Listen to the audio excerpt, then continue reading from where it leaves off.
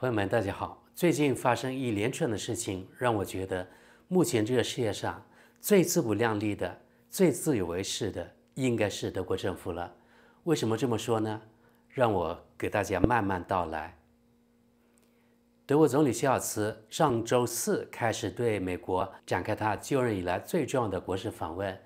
在访问华盛顿期间，他警告说，如果没有美国及欧洲的支持，乌克兰将无法保卫自己的国家。上周五，也就是2月9日，他在华盛顿与美国总统拜登一起敦促美国国会批准一项因美国共和党反对而搁置的乌克兰军事援助计划。拜登表示，如果美国国会不通过军事援乌法案，将几乎等同于刑事疏忽。好，朋友们，你们看，西方政客非常有创造力啊，能创造出很多新的词汇。德国媒体呢，自我感觉特别良好的说，以前都是美国敦促欧洲援乌，现在角色变了，是德国总理前往华府，主动敦促美方尽快通过援乌法案。德媒似乎觉得德国总理的权力比美国还大，其实德国人真是拧不清了，充其量德国只是美国一个准殖民地，对不对？德国的内政和外交都要听美国的。美国人暂时没有通过援乌拨款，是因为美国内政出了问题。难道小小一个德国总理期望着能够左右美国内政？这太自不量力了吧？难道小小一个德国总理期望能改变美国内政？也太自不量力了吧？德国总理这个时候忧心忡忡前往美国，试图说服美方尽快通过对乌克兰援助计划。可能德国在担心自己的未来，因为德国是除了美国之外最积极制裁俄罗斯及支持乌克兰的国家。眼看着现在乌克兰败局已定，现在美欧西方对乌克兰援助几乎停顿，要是俄罗斯最终取得胜利，对德国的报复估计也是情理之中的事。而德国总理肖尔茨可能想做最后一把努力，希望通过美方的援助还能扭转战争局面。就是说，德国总理希望乌克兰取胜，这样不仅能够免受俄罗斯的报复，还可以在重建乌克兰时，美国还能分给德国一点残跟冷炙。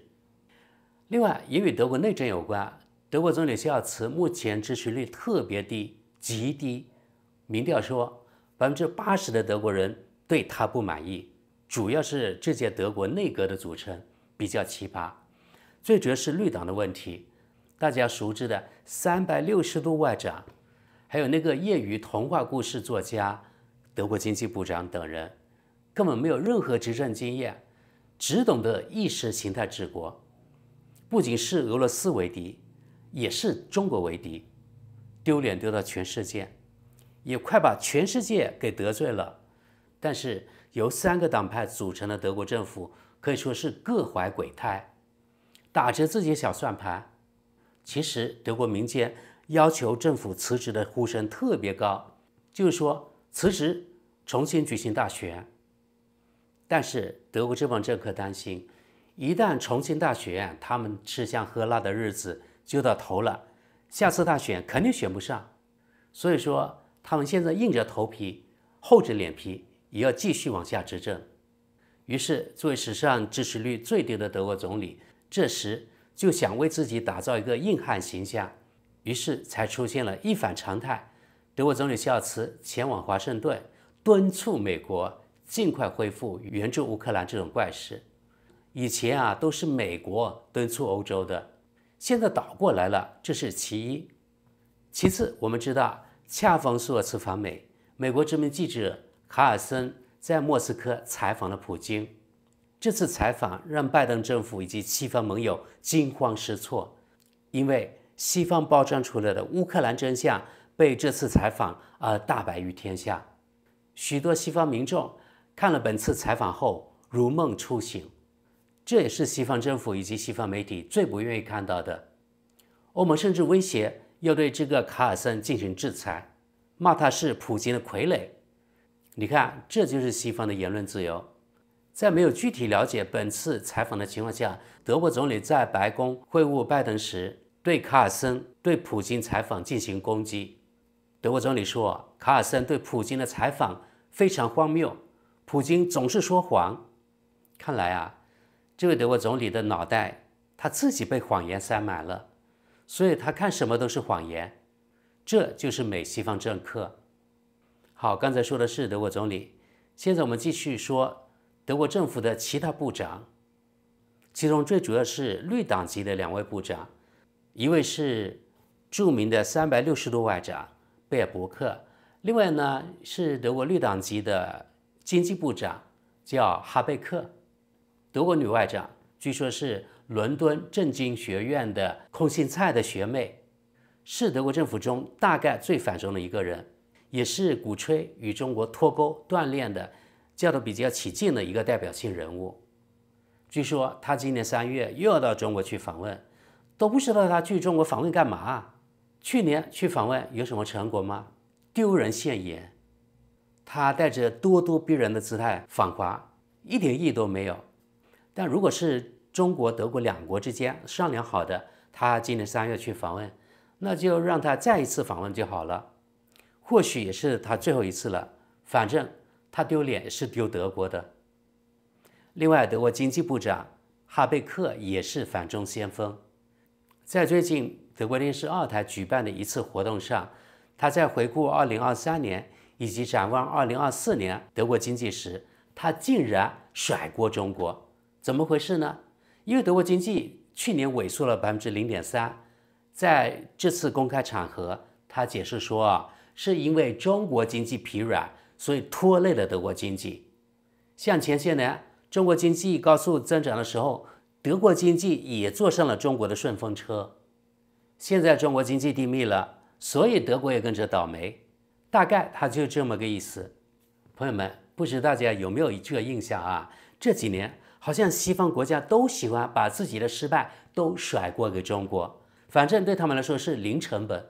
被洗脑的不少西方人还真信这个，反正千错万错都是中国的错。你看美国选举民主共和2党不是经常打反华牌吗？对吧？妖魔化中国，然后看谁反华最狠，那么他可能赢得的选票就最多。这也是西方选举体制累试不爽的操作。你看台湾民政党也是这样的，对不对？在德国以及西方这2-3年一直在炒作的所谓新疆维吾尔人的话题，这个西方已经成功的实现了谎言重复1000遍就是真理。对中国不了解的绝大多数西方人已经默认了那个所谓的事实。围绕这一点，最近德国又发起了针对德国著名的化工集团巴斯夫化工在新疆所谓投资的疯狂讨伐行为。虽然巴斯夫断然否认在新疆存在镇压维吾尔人的行为，但是又迫于德国政治及媒体的强大压力，不得不宣布出售在新疆的合资企业的股份。但是有明智的德国网友表示，德国人这么做无外乎搬石头砸自己脚。德国企业被迫退出，那个市场肯定是拱手让给中国企业了。另外在这个时候被迫出售这个股份，巴斯夫不知道被迫降价多少，所以损失的最后还是德国企业。但是某只看不见的手在德国操纵成功了。这边刚扳倒巴斯夫，另外一边德国人一鼓作气，接着又在搞专门针对德国大众汽车在新疆的生产基地。德国政客以及德国媒体异口同声的指控，大众参与了针对维吾尔人的强迫劳动等非人道行为，是中共的帮凶。这个话题其实被德国媒体炒作了不下2年了，只不过现在这波专门针对大众的讨伐特别猛烈。这就是西方正在发生的赤裸裸的西方文化大革命。反共反中就是政治正确。不知道这次德国大众是否能顶住德国人的压力。如果顶不住，大众也只能贱卖在新疆的投资。最后中国某汽车制造商可能接手，可以把新疆变成专门面对中亚的生产基地。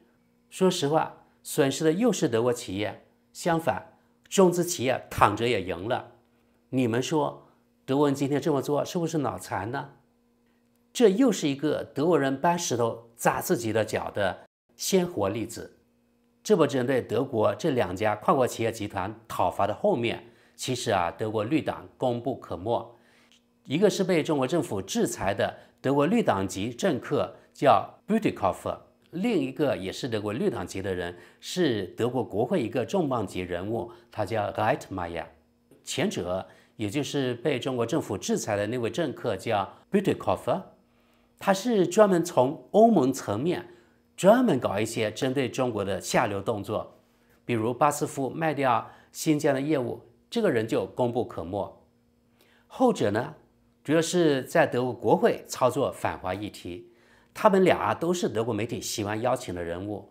比如前天德国《世界报》就报道，这位绿党籍的重磅级人物就大放厥词，他说：“我们不仅面对普京的问题，中国也变得越来越咄咄逼人。”但浏览德国读者们的评论，可以说几乎都是吐槽他的，说他意识形态挂帅，说他不学无术，嫌他挑起了与俄罗斯的矛盾还不够，现在又想挑起与中国的矛盾。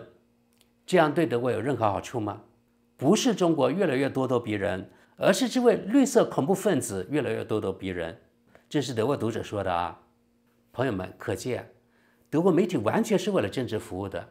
现在哪个要说什么西方媒体中立啊，我真的要与他过不去了啊，这完全是瞎掰啊。朋友们，还有另外一个要指出的德国政客，就是欧盟委员会主席冯德莱恩。有人说其实他是美国人，这个我没有证据，所以不好说啊。不过他在欧盟的所作所为确实是为美国利益服务的，他的很多反华操作也不是为了德国利益。比如说去年9月，他就高调宣布要发起对中国电动汽车的反国家补贴的调查。说到这里，我又想起了俄罗斯总统普京接受卡尔森采访时毫不客气地说，德国政府是以西方集体利益，而不是以德国利益为重。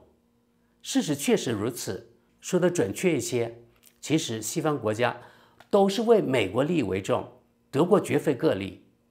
又说到一只看不见的长臂在操控着德国的政治及媒体，目的是恶化中国、德国2国之间的关系，进而服务于所谓的与中国脱钩断裂。